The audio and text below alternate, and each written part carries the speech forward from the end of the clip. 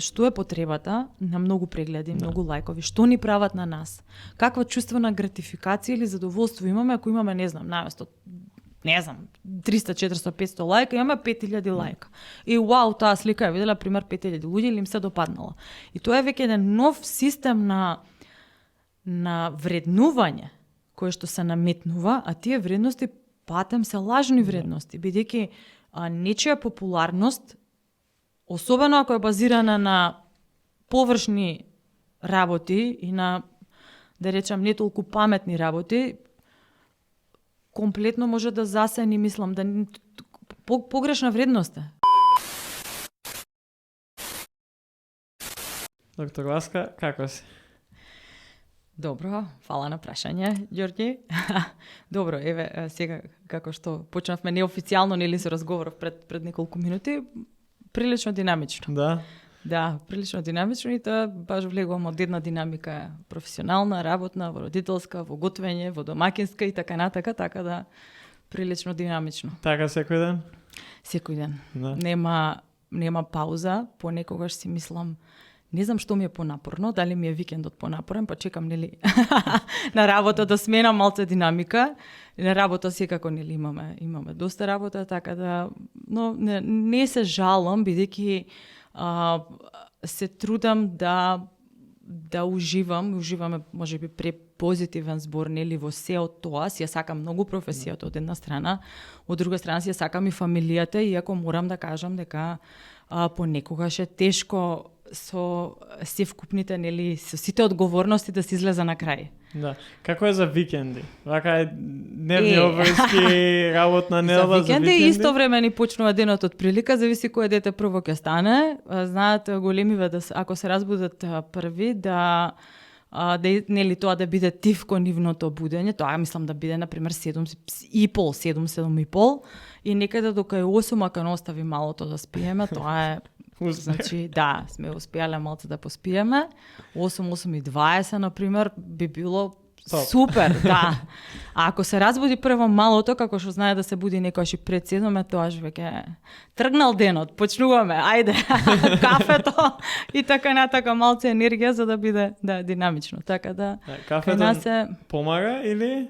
Апсолутно, кафето е стимуланс, значи по самата, нели, она е кофеинот е најчесто употребувана психоактивна субстанција, значи стимулативно дејство има и секако дека помага, не буди на некој начин и ни помага, нели, во когнитивните процеси, дури во однос на мускулниот перформанс, значи на физичкиот перформанс помага, со тоа што секогаш препорачувам да не се пие попладне, да се пие до некои си 10 до 12 часа е потребно до периодот на легнување, бидејќи полуживот на кофеинот му е 5 до 6 часа, а четврт живот му е 10 до 12 часа, што значи 20% ќе циркулира многу касно, да, и може значително да влие врз архитектониката на сонот. Значи не влие врз, кај некои луѓе може да не влие врз самиот процес на заспивање. Некој може да се напие кафе и да заспи веднаш после тоа, но секако влие врз самата архитектоника и оние фази на сонот. Затоа се препорачува да се лимитира употребата во првата половина на денот. И тоа и го правиме. Јас мислев дека ќе почна да препијам кафе кога дојдов на факултет, ама не ја направив таа одлука со кафе да студирам, да учам кафеин. Ја кола, имам зависност од кола и мислам дека е многу полоша. Тоа може полоша.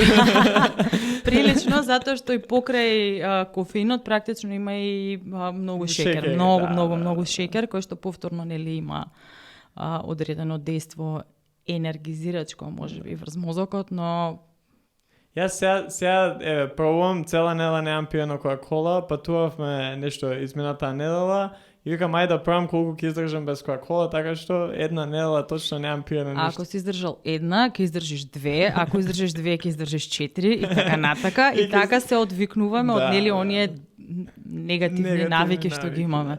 Така да само слободно заменја со нешто друго. Па не ја купувај дома. Ако ја немаш дома, нема да можеш да пиеш. Најчесто CD-вита ми беше и сега или CD-вита. Тоа има многу шекер, ама е како се вика gateway drug до нешто подобро. Да.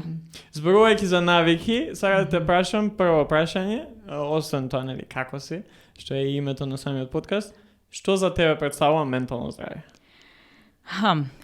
Ментално здравје има една поширока дефиниција од Светска здравствена организација, која што вели дека е нашата способност за, да ја упростиме малце, да речеме, способност за одење низ животот во секој животен предизвик. Значи, способност за организација и за справување со животните предизвици, способност за чувство на самодоверба, самодоволност, на спремност. Тоа е и, нели, чувство на личноста, но и како личноста практично функционира во едно пошироко социјално во поширока социјална средина, истовремено како допринесува и кон, нели, општествената средина. Така да, но јас ако би упростила ментално здравје, сепак значи благосостојба. Благосостојба на телото, но повеќе и на духот, и она што значи спокој, кога го водиме животот, да имаме, нели, спокој и да си ги знаеме собствените капацитети на справување. Да знаеме дека и кога ќе дојде предизвик, ние имаме капацитет да се справиме со нешто. Сега животот носи многу тешки предизвици. Понекогаш се наивни, лесни, најчесто се неочекувани, но понекогаш се навистина животот загрозувачки, трескаат од земја, се многу тешки за справување. И работејќи со многу луѓе, нели, гледаме секојдневно многу судбини и гледаме практично и судбини, и трауми, и трагедии, и се она што нуди животот, кој што по дефиниција знае да биде многу тежок. Како е тоа гледање на различни и зборење со луѓе кои што поминуваат низ тешки и настани проблеми, случувања, како тоа влијае врз тебе? Како личност, кога ќе си дојдеш дома, кога ќе завршиш со тој пациент, како влијае и како успеваш, или дали успеваш да најдеш тој спокој, таа некоја благосостојба после тоа? Многу е битно да знаеме, да се одвоиме дека, нели, тоа нешто не е наша судбина, можеби, иако, нели, емпатијата и сочувството се одлика на добар професионалец, добар доктор, за да можеш да му помогнеш некој, треба прво да сочувствуваш со некого.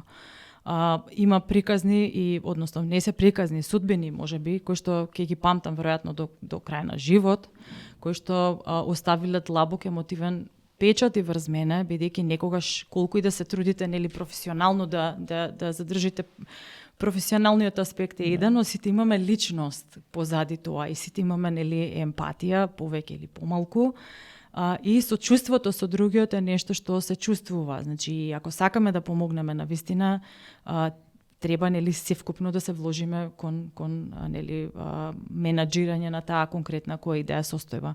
Имало тешки моменти на вистина кога се случувало да ми се насолзат очите, па дури и да, нели, некогаш да не приметат, некогаш и да приметат, па да се случува така, да се расплачам, да кажам, но тоа се ретки моменти, некогаш било можеби и после самиот преглед, да кажам, кога но битно е да знаеме да го расчистуваме и тој товар од себе, да комуницираме со наши колеги кои што се психотерапевти, да можеме да комуницираме, да си ги исконтролираме и преслушаме мислите и ќе добиеме најчесто некој совет. Бидејќи сепак работата во медицината понекогаш значи губиток на пациенти, губиток на личности што знае да биде многу тешко. Да.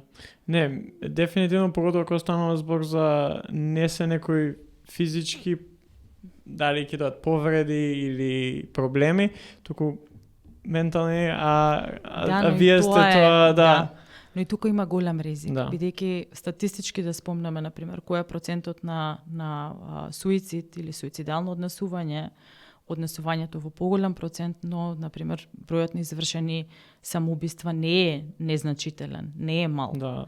И тоа се случува понекогаш како финализирање на одредена душевна психичка болест и е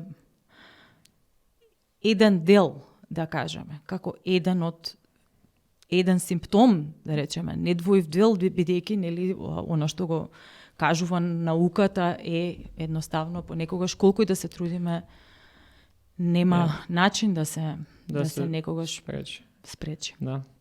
Која е причината зошто се занимаваш со психијатрија? Која нели, ќе разговараме повеќе на голем број теми, ама сакам барам на почеток да се навратиш која си била, не знам, усредно и која си избрала да ја ќе идам на медицина и ќе работам психијатрија. Да, не, во средно поима нема во работа психијатрија, да, не знаев, не ни размислував.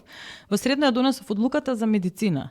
За студирање медицина, од секогаш ми одеше учење, да кажам, нели, читање и така натака све. И не знам, влијанието нема влијание од фамилијата во смисла на да одам на медицина, туку влијанието беше контра медицина, бидејќи као немаме врски, многу тежок факултет е, одбери нешто полесно за жена, не мораш медицина и така натака, многу ќе учиш и така натака, многу ќе се трудиш и на некој начин можеби моите сакаа да ме поштетат од оној стрес што некако предпоставувале дека ќе го имам во текот на студирањето. Но некаде 4-та година, пошто повеќе предмети ми оде и бев заинтересирана за повеќе насоки, учев во Корчагин, природна математичка гимназија, во тоа време беше најаката гимназија и поминував покрај повеќе гимназии за да стигнам до таа. Да, така да учев таму, мислам, тоа ми е некаков гордост ми е што таму заврши, во тој период беше навистина најака гимназија во Скопје без конкуренција. И размислував можеби за правен факултет, можеби за друго и математика многу ми одеше. Можеби за електрофакултет и така натака. Електрото не знам како го исклучив од опција, при учење на социологија предмет, имав социологија нешто за некој тест да учам. И толку се жалев на мајка ми дома, мислам, бев блиска со нејзин, викам, леле, јас ова не можам да го научам. Читам, јас не знам како не можам да го научам.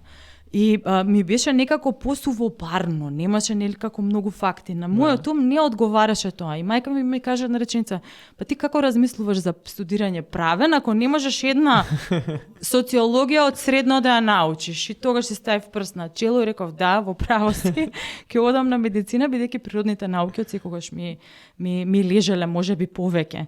И така се одлучав на медицина и не се покоја воопшто. Сестра ми заврши правен и магистратура правни науки. И беше тоа комплетна различност, мислам различно нели во однос нели на темата на учење и така натака, на книгите и така натака. Некои книги беа и јас имав огромни книги и она огромни книги, но начинот на учење веројатно кај не за кога и дотворев мене се ми изгледаше исто. Значи секоја страна мене ми изгледаше некако не ми се разликува. И така да никогаш не се покојав за изборот на медицина, иако стварно да знаев колку било стресно и тешко, можеби сега би размислила нели за советување за своји деца или така. И навистина е еден стресен избор, бидејќи и она што го вели нели науката и статистиката практично е најстресна работа, која што го троши организмот, ги троши теломерите, побрзо старееме докторите и во однос на медицината има различни гранки кои што меѓу нив психијатрија, меѓу оние кои што минуваат низ најголемо количество на стрес во периодот на работното функционирање. Сега како психијатрија, бидејќи е најблиску до душата. Најблиску е тој дел на медицина, не е само до физичкото здравје, туку е повеќе и до она што значи кога боли душата. Читав доста филозофија и претходно, особено во периодот после завршување на факултет, бидејќи како да сакав да надоместам за периодот од факултет додека студирате, немате многу можност за читање многу книги. Јас многу сакам да читам. Поготово на медицина немаш можност. Па кога читаш 12 сати, 13 сати, навечер ти се мешаат буквите, не можеш сега веќе да читаш, можеш нешто некоја серија да изгледаш и така натака. И покрај тоа што серија, кога ги спомнеме, нели гледавме тогаш Доктор Хаус, Грейс Анатоми и повеќе се тие во хируршкиот дел, да кажеме, и сите така се инспириравме можеби повеќе од оној адреналин што го прави, од оној стрес позитивен или тој предизвик хируршки да се реши нешто и така натака, но знаев дека не е професија толку многу погодна за жена, А од секогаш ме интересирала, пример, одредена духовност, духовна литература сум читала многу, одредена филозофија, источна, западна и така натака. И психијатрија беше најточното поле во медицината, кое што сватив дека највеќе ми одговара. Во тој избор имаше и мојот сопруг доста голямо влијание да ме поддржи, бидејќи стварно он рече, тоа ти одговара. Ти сакаш и многу да збориш, така да може. И затоа сме се тука на подкаст. Да, затоа што знаел дека немам проблем со зборење. Да. Кои ти беа најголеми предизвици у текот на студирањето? Во текот на студирањето предметите веројатно учење. Имав доста стрес пред, као она што, стрес, анксиозност пред испит, трема пред испит. Трема ја викавме порано, не ја викавме толку анксиозно, сега е малце поразлично. И предизвик во смисла да го совлада материјалот како што мислам јас дека треба. Критериумите си ги поставував секогаш јас и тоа ми беа доста високи и тоа прави огромен стрес и очекување самата од себе. И обично не одев на испит, дур не знам јас колку што треба, колку што јас мислам дека треба да знам. И тоа знае да има негативно влијание, бидејќи на вистина ствара огромен притисок и неколку дена, обично ден, 2-3 пред испит бев, мислам, учиш постојано, автономен вегетативен систем во полн ек и така натака. И сето тоа, дента на испит после ќе спласне, следниот ден веќе ќе спласне. Да, ама голем стрес, мислам, многу непотребно, многу голем предизвик сум си стварала јас на себе, бидејќи тоа не ми е наметнато од страна, очекувањето е дека треба да научиш, ама не мораш да. Една баба ми викаше, Вася не мора за 10 да научиш, помини таму 6 земи, ама јас не знаев да учам за 6. Не знаев, така да оценките следеа, значи зависат и од критериумите на професорот кај кого ќе се паднеш и така натака, иако имам висок просек, ама пак да кажам, своите собствени критериуми беа тоа што мене ми правеше притисок. Ако се навратиш на тоа време и од денешна перспектива работиш и со млади, и со сигурно студенти, и со студенти кои што се на специализација, кои се тие некои, дали се различни предизвиците кои што студентите тоаш ги имале, поготоа по медицина и денеска? Од таа некоја перспектива. Различен можеби е начинот на учење, бидејќи сега има кредит трансфер систем, тогаш имавме и потребата сега е од некако побрзо полагање на повеќе предмети, можеби истовремено. Во мое време, зборувам пред 20 на години, беше поразлично, имавме време, си дававме време да студираме одреден испит, одреден предмет, студиозно, значи тоа значи со месеци, 2 месеци, 3 месеци, 4, 5, анатомија 8 месеци го спремав, значи огромен испит, 1600 страни, и тоа за 1600 страни некако направен факултет све едното исто, тоа све различно. Така да, практично, и мислам, сега кога ќе се потсетам на колку информации сум меморирала во одреден период од животот, стварно е фантастично што може човековиот мозок како капацитет да направи. Сега дело тоа нормално дека се заборава, не може се да се памти, особено на што не го работите секојдневно, но сепак доста е битно за било која професија, да биде личноста спремна и да се чувствува спремно и сигурно и со тоа да има самодоверба, особено за медицина. Бидејќи самодовербата се гради со самото стварање на знаење. Да, а што тоа се некои разлики во поглед на учење и на студирање се тоа. Како тогаш си гледала самата на ментално здравје и како е тоа сега малце поразлично од денешна перспектива? Можеби не беше толку акцентирана свеста и потребата од добро водење и добра грижа на менталното здравје, бидејќи но не беше па ни толку застапен, немаше толку застапени промени на менталното здравје, особено кај младите. Значи, во тој период не зборувавме толку многу за анксиозноста, за паничните напади, за паничната симптоматологија, депресијата и така натака. практично јас се запознав со тоа додека студирав медицина. Значи не се збореше толку многу. Она што сега се случува, но немавме социјални мрежи. Да. Немавме интернет, да. Немавме таква достапност на многу информации. Сега младите живеат во една хиперстимулирана средина. Ви имате толку многу информации на дневно ниво, влегуваат во мозокот и во нашата свест, што е практично незамисливо за генерациите претходно. И со тие информации треба да се работи и да се консолидираат, да се практично да се отфрлат оние кои што се непотребни така натака. Но тоа значително има влијание врз менталното здравје, особено на најмладите. Бидејќи ние растевме во период кога, нели, мојот адолесцентен период, јас првиот телефон еден Nokia. Нормално. И сите наредни Nokia поред ги имав веќе некаде на факултет, не знам која година, значи не сум растена во адолесцентен период со социјални мрежи. Социјални мрежи кои што може да значат многу информации и може да значат позитивни одредени работи, бидејќи личноста нешто може да научи преку тоа, но може да значат и многу негативни, да има негативни последици, особено врз појава на компарација, на споредување на одреден боди имидж кај што треба да биде идеален, споредување на социјекономскиот статус, споредување на 300 работи, па да не збориме за сайбербулинг. Да не збориме за една платформа каде што може да се напаѓа некој, ако порано се оговарале, нели, едноставно да кажам, нели, другарки ќе оговара 2/3, сега тоа веќе се прави на large scale, на едно голямо ниво, на кој што знае многу да има влијание врз личноста во развој.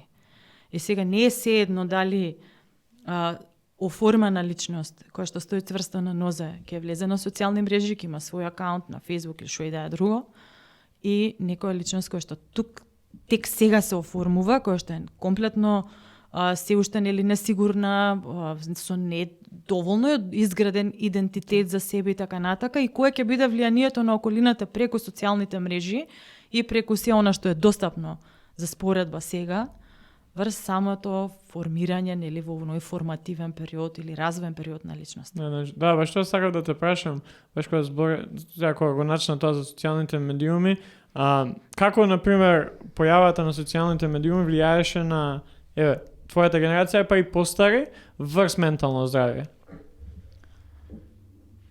Па, некој си пред 10-12 години да сум имала. Јас сум била веќе возрастна. Да. Фино возрастна. И така да не памтам ја прв пат кога сум отворила профил на Facebook, пред некој си... Ние тогаш го користевме повеќе за комуникација. Кај си, шо преш, како си, не сме се виделе, некоја слика да споделиме, многу понаивно отколку сега, веројатно, што се користат социјалните мрежи. Немам многу искуство со други, имам некој заборавен профил на Инстаграм, колку отворен ради реда, веројатно. Ама затоа што и не сакам, веројатно, за да трошам време многу на дополнително нешто, но денеска знам дека има многу социјални мрежи, особено кои помладите, особено нели TikTok, Instagram и некои други кои што се користат за себе презентација и практично секоја личност добива можност, но и подиум, некако да се експресира себе си. Може да се експресира на конструктивен начин, може да се експресира и на не толку конструктивен начин, да не речем глуп начин. Со брзо возење имаше видеа до 250 мислам, да, тоа не е фраерски, тоа е глупаво. Да, шок value кој што ако направиш ти нешто екстремно, ќе добиеш повеќе прегледи, повеќе лајкови, коментари, ама... Сега, прашање. Што е потребата на многу прегледи, многу лајкови? Што ни прават на нас? Каква чувствена гратификација или задоволство имаме ако имаме, не знам, наместо 300, 400, 500 лајка, имаме 5000 лајка. И вау, таа слика ја видела, пример, 5000 луѓе или им се допаднала. И тоа е веќе еден нов систем на вреднување, кој што се наметнува, а тие вредности патем се лажни вредности, бидејќи нечија популарност, особено ако е базирана на површни работи и на, да речам, не толку паметни работи, комплетно може да засени, мислам, да погрешна вредност е, по суштина. Да, нема... И има влијание, патем. Може да има негативно влијание. Не значи платформата и можноста да се каже нешто, кај секого дека нешто паметно ќе каже. Или бројот на оние што го следат, гледат, лајкуваат, дека тоа е вистинскиот показател за нечија вредност во нешто. Не можеш да станеш инфлуенсер на 20 години. Во кој домен ќе станеш инфлуенсер на 20 години? Во кој домен? Мораш да имаш искуство во нешто. Јас сум се уште се чувствувам млада во мојата професија, ако сум 22 години во медицина. И поише. И кусур, да. Значи во медицина без разлика, во психијатрија веќе 14 години, мислам, без разлика. Тоа е малку време. Да. Имам колеги кои што работат 30 години психијатрија. Замислете јас со 30 годишно искуство, колку повеќе ќе имам искуство. И ќе знам што да кажам, но што се случува? Се случува да има нели она што го велиме cancel culture. Едноставно некој ако нешто изнесе свое значи правото на мислење го заменуваме со стручно мислење. Јас не можам да имам право на мислење во твојата област што имаш завршено ти сега. Јас како да имам право на мислење, јас имам право да зборувам, но немам право да го влијам јавното мислење, но тоа сега се случува. Не можам јас да имам право на мислење во домен некој, например, во домен на физика, нуклеарна физика, од каде? Или во домен, например, на право, па со закони. Значи, јас можам да имам збор за нешто, што ми се допаѓа повеќе или некако лаик. Но денеска, со платформите, со социјалните мрежи, се нуди простор на секого да каже се за нешто. И малку да има повеќе гледаност од однос на други, веќе има можност да влие врз формирање на јавното мислење за нешто. Без разлика дали има стручна наобразба, професионална длабочина во таа област или нема. Пошто не секој ќе седне и сега ќе не слуша нас саат време како збориме, туку многу е полесно едно кратко видео од 15-20 секунди кој што може да биде, не знам, тотално out of context и да нема ни извори, ни стручно мислење, ни ништо, као никој нема да прочита тој статус на Facebook, као ако некој професионалец го стави. Тоа е најтешко да се прават видеа кратки од неколку секунди. Многу е тешко. А вака, например, ние тешко е зашто мора цел кредибилитет да се стави, не само на личноста, туку и на она што значи професија. Ние ако сме веќе, ако сме денес тука од професионален аспект, ако ме каните, значи јас представувам мојата професија и не е седно што ќе кажам. И не можам, можам да имам нели мислење за нешто, но треба да го нагласам дека ова е мое мислење базирано врз искуство ова она и така натака. Но се знае, медицината е наука, има една научна основа и ние би биле лајци доколку имаме потреба да кажеме за се и се што, а се е испомешано. Не, ама има теми сега, например, тебе нема да те прашам што мислиш за, не знам, за името или за... Ние може да збориме, ама ќе збориме као... сега може ќе зборам малце од поразлична перспектива, пошто имам тоа студирано, завршено политикологство. Ама ако збориме за...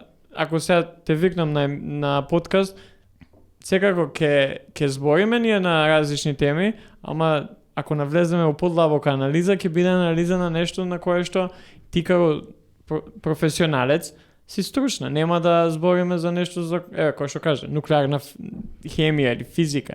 Тоа не е дел. Ама пак се навраќаме на тоа колку инстант и нашето внимание денеска и колку само немаме време за да читаме цели анализи, ресерч. Па и нема ни потреба, може би, треба да се држиме до она што е нашата одговорност и она што треба ние да го правиме. На личен, професионален, општествен план. Да се држиме до она што е лична одговорност и што се нашите потреби, нашето влијание каде треба да биде така натака и да внимаваме, нели? Да, преско спомна за колку само тој стрес тебе ти влијаеш и сега пак барам за студентските денови, сега исто го спомна и тоа дека кај нас постои, не само кај нас, мислам дека секаде е така, постои тој притисок дека ако не си успел до 20 или ако идеш сега на факултета немаш бизнис или не си инфлуенсер, немаш успеано. Пред некој ден ми искочи на социјални медиуми мислење од не ми ни текнува сега кој беше, ама зборуваше за тоа како треба да се нормализира почнување на 30, значи 30 години, или станување тој професионалец на тие години, кај што веќе имаш изградено и лично искуство, и имаш време да станеш стручен. Секако не можеш да бидеш стручњак у област како што е, например, психијатрија на 20 години, 30, а и ја ќе земам и тој пример, пошто сум некој дел од спортот, сите професионалци со години и години тренираат за да станат Кристијано Роналдо или Коби Брајант или кој да Кире Лазаров у наш контекст. Колку е тоа важно да се нормализира тоа дека како не си станал нешто на 20 години, на 25, на 30, сосема окей, туку само треба да продолжиш да работиш, да продолжиш со тоа што си го започнал и евентуално успехот ќе дое сам по себе. Може би не треба да се нормализира, бидејќи тоа е нормално, туку треба да се објективизира. Значи имам искуство со млади луѓе кои што пример се борат со анксиозност и истовремено патем си ставаат некои животни предизвици да треба до 23 години или 25 да имам корпорација. Да. Значи секогаш треба, нели, супер е да имаме визија за себе и треба да имаме сите визија за она што сакаме, како сакаме да го постигнеме, но сето тоа треба да биде разделено во објективни, достигливи чекори, она што може да се постигне и достигне во одредена област. Сега пак ќе кажам, влијание, нели, на се од околу, од она што го гледаме, не значи дека некој ако има на 23 години, не знам, Порше, дека го заработил, многу ретко е тоа, со собствени, нели, со собствен труд или работа и така натака, најчесто е подарено од фамилијата. И сега тоа прави предизвик дека можеби треба сите да имаат многу постигнато, особено тој социјекономски статус во тие 20-тите години, што е практично не толку реално. Мислам, ние можеме да си го ставаме како предизвик, но личноста ќе страда. Зашто ќе има постојано чувство на неуспех, на недоволно постигнување и така натака. Значи, медицината конкретно е долга наука, долг е факултетот, долго е специализирање после тоа, долго е после тоа, сепак едукацијата никогаш не продолжува, или психотераписка школа плюс додатни 4-5 години тоа плюс, не знам, милион години студирање и учење и све. И тоа не завршува, никогаш, затоа што, нели, ако навистина сакаш да си добар во тоа што го работиш, континуирано треба да следиш и да учиш. И нема, нели, пик или врв. Да. Само стварање на младите може да се стварат непотребно притисок. И за тоа е можеби една од причините и како да кажам, како оние ризик фактори за појава на одредени расстройства на психички план. Пораст на депресија, например, кај млади, пораст на анксиозност кај млади. Сега има странски истражувања кои што увидуваат дека тоа се социјални психолози, професори Джин Твенч и Джонатан Хајт истражуваат тоа конкретно во Соединетите Американски држави. Имам една книга многу убава за појавата на, тоест влијанието и од кога се приметува пораст на анксиозност, пораст на депресија, пораст на самоповредувачко однесување, на суицидалност и така натака, особено кај млади, се поврзува со почеток на социјални мрежи некаде 2011, 10, 11, 12. И од тогаш натака зголемување во однос на меѓуврсничко насилство и на многу проблеми почнуваат со тоа, со влијанието што веројатно го имаат социјалните мрежи врз менталното здравје, особено кај најранливите. Па тука се надоврзани и пандемијата со коронавирусот, кај што повторно се зголемија и онака растечките, да речеме, статистики за појава на промени на менталното здравје во периодот на коронавирусот се воспостави дека најрезилентни или најотпорни се највозрасната популација над 65 години, додека најмладите беа најфрагилни во поглед на појава на промени на менталното здравје, најчесто, нели, анксиозност, депресија, несоница и останати. Да. Што може една млада личност или што треба една млада личност да направи кога ќе ги примети тие некои први знаци, дали е на било која расстройство, сега што го набра, кој е тоа прв чекор што тие треба да направат? Јас би рекла пред се, значи ако веќе прво да споделат со повозрасна личност која што е од доверба, значи со член од фамилија, блиска личност, може да биде и некој од школото, и така натака, може да биде и стручно лице. Второ е веќе поделување со стручно лице, значи психолог, психотерапевт, психијатар, зависи од колку е оптеретена личноста и колку она со кој што се случува како предизвик ги надминува капацитетите да таа личност сама се соочи со тоа. Понекогаш, кога самата ситуација ги надминува нашите капацитети, не преплавува, не преовладува, многу е битно да се побара помош од стручно лице. Тука би рекле психолози и психијатри и психотерапевти, нели, ако има потреба за таков вид на помош. Да, која е разликата помеѓу овие три работи? Бидејќи еве некој можеби не слуша, ама не знае кој зашто е. Психологија се завршува нели на филозофски факултет. Тоа се 4-годишни студии и после тоа нели има и одредено донадградување, има специјализација по медицинска психологија, има нели и они имаат и стручен испит и така натака. Психијатрија е веќе доктор на медицина со завршен медицински факултет, специјализација психијатрија, а психотерапија може да бидат и едните и другите, и други соработници, здравствени соработници.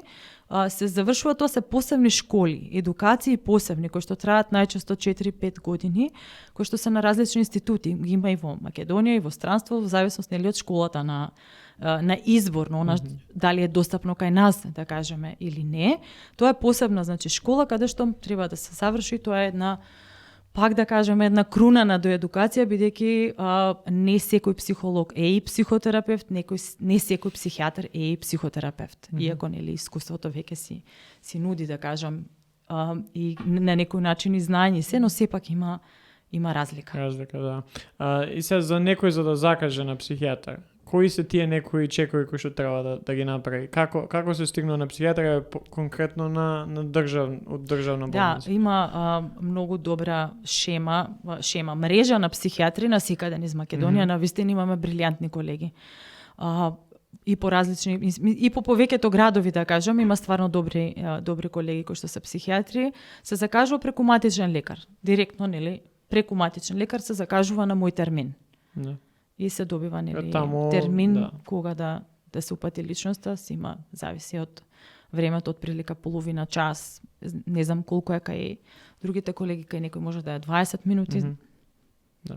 Така, што е малку за што пак е малку. Ама за почеток мислам дека дефинитивно доволно и барем за имаме насока. Исто кај колегите што се психолози, има нели кабинет за психотерапија, каде што веќе се нели кај колегите психолози веќе времетрењето на самиот термин е 1 час, што е сосема доволно за психотераписка сеанса.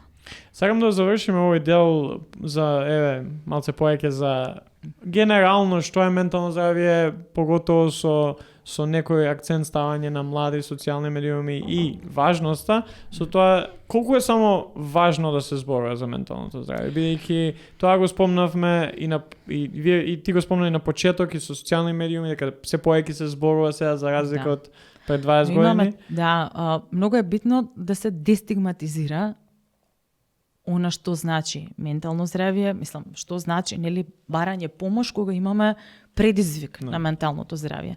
Едно е тоа да се направи дестигматизација дека нели не треба да си луд за да појдеш на психијатар или на кај си психолог, дека нели кај нас се смета тоа како слабост. А не е слабост. Сите сме ранливи во одреден период од животот, сите имаме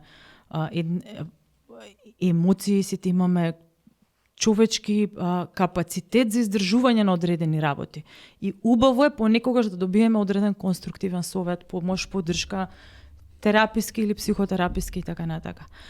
Она што се зголемува свесноста кај младите, има доста едукативни содржини и по социјални мрежи и по нели различни платформи, но има еден ризик од самодиагностицирање и од патологизирање на нешта кои што се веројатно нормални. И знаат некогаш личностите млади да се препознаат во одредени симптоми, иако нешто нема критериум за да се нарече дека е некакво расстройство, па некогаш треба некого да убедиш дека е добро, наспроти нели дека не е добро, значи само да не се патологизира. Тоа е ризикот сега, бидејќи веќе кого и да прашате на 15, 16, 17, 18 години, од прилика што значи депресија, што значи ментално здравје, така натака, веќе се информирани младите. За разлика од порано, кога немавме ние таков наплив на информации. Но тоа ноди, пак ќе кажам, ризик од патологизација на она што ни се случува, она што ни се доживува. Ние сите имаме емоции. И во ред е тие емоции да ги доживуваме на секојдневно ниво. И тука се и тага, и бес, и лутина, и среќа, и радости, и позитивни, да речеме, повеќе негативни. Нашето емотивно доживување е еден спектар на емоции. Ние не можеме постојано да сме среќни и радосни. И тоа се пласира пак преку социјалните мрежи, како едно очекување, ние сме цело време среќни и радосни, па многу фино маркетиншки тоа го користат сите кои што сакаат да продадат некаков производ. Еве, има го овој парфем и ќе си вака насмеан, среќен и така натака. Леле, уште овој парфем да го имам, па ќе бидам среќен и така натака. Тоа се цела маркетинг психологија е позади тоа. Да, па тоа токсична позитивност, токсична друга позитивност. малце е токсична позитивност. Ова е практично можеби да кажеме како токсична култура на живење. Да. Стварање на потреба без да имаме таа потреба, стварање на желба и таа желба после ќе ја креира потребата за нешто. А во суштина можеби воопшто не ни треба. И тоа е трупање и тупање, тоа е на општество на конзумеризам. Да, а токсична позитивност е друго, на форсирање цело време да кажуваш си позитивни афирмации, кажуваш си леле, све ќе ми биде супер, јас ќе бидам богат, јас ќе бидам ова и така натака.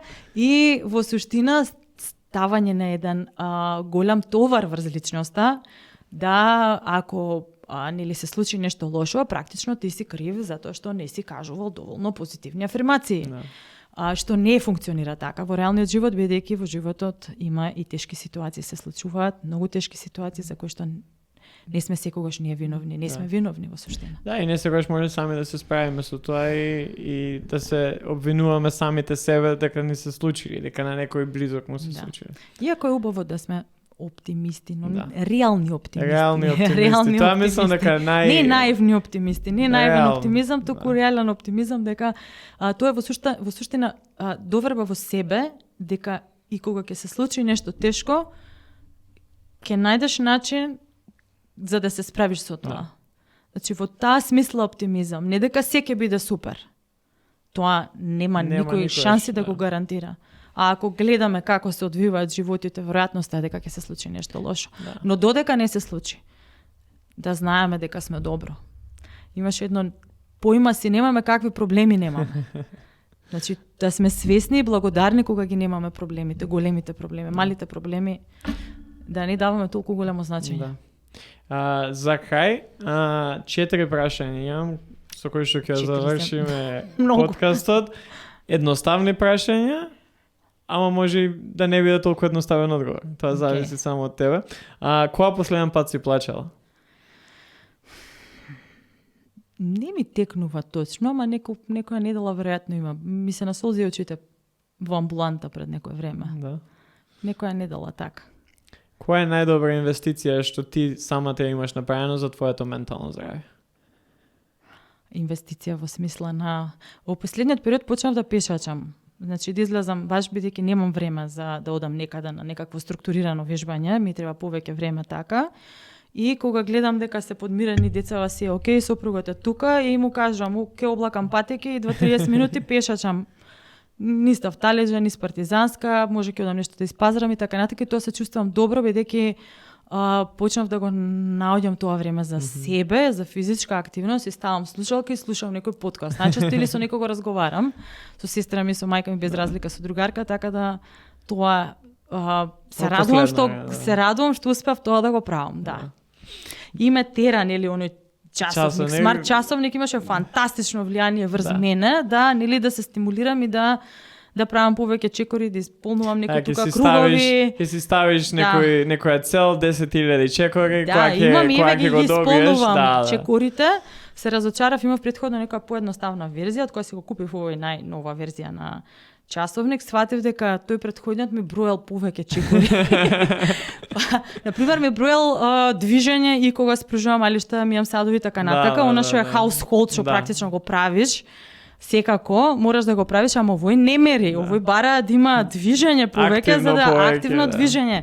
И сега успеав дури и на овој, и тоа се радувам да исполнувам. Малце имав поради болест малце уназадување, ама окей, полека се враќам. Не, тоа е дефинитивно и поготово јас започнав да трчам пред неколку години и најголема инвестиција у самото тоа што си купив саат кој што ги имаш сите функции што ти треба и за трчање, за пешачење, за планинарење и тоа ми беше секогаш поттик која ќе може да биде мотивација за некого, значи за некого ете нешто мало што ми прави задоволство, си го подарив на себе за нова година, да добрас. И така да мислам нешто што може нели да не мора да значи за секого, за некого може да е луксус, на себе си за мене ми значи. Да, дефинитивно. Да имаш можност да се вратиш 10 години наназад, што совет сама се би си дал? Полека. Take it easy, може би. Би си дала совет дека може би посериозно сум сваќала небитни работи. Значи животот треба малце, не викам по-лајт да се однесуваме неодговорно. Јас сум прилично одговорна личност и заради тоа сум имала многу стресни ситуации, како да кажам. Може би така, оние работи што не се битни, зашто многу малку нешта се навистина битни за да се секираме. Многу за нив. Најчесто се нештата небитни, кога ќе се одвоиме после неколку месеци, година, 2-3, ќе сватиме зашто сме се нервирали и стресирали. Да, за џабе, некогаш, многу често и така да веројатно би си се поштедила себе си од стрес, од небитен стрес. И за крај, последно прашање, кој е твоето прашање за да оние што не слушаат сега? Ако има такво воопшто. Да си го постават на себе? Да. Што би направиле нешто што би направиле како промена која што може да донесе фина позитивна промена, например, што би направиле да е во ваша моќ и можност и да има добра промена, бидејќи многу често има работи и нешто што можеме да ги смениме ние за да имаме одредена промена кон позитивно. И некогаш треба поттик во тоа. Тоа е нешто што е објективно, лесно, може да се изврши, а не го правиме. Што е тоа што треба малце да се помачиме да го направиме за да ни биде многу подобро. Васка, фала ти за гостувањето. Ова ќе биде едно, се надевам, многу гостувања кои што ќе имаме, бидејќи ќе гледаме, еви, во следната епизода која што ќе имаме со тебе, да почнеме да обработуваме најразлични теми за кои што може она преска што разбореме, не како лаици, туку баш како професионалец да навлеземе малце подетално за сите работи кои што може и денеска ги спомнавме, ама да посветиме цела епизода само на тие работи. Фала за поканата и за иницијативата за ваков подкаст кој што ќе биде главно за менталното здравје.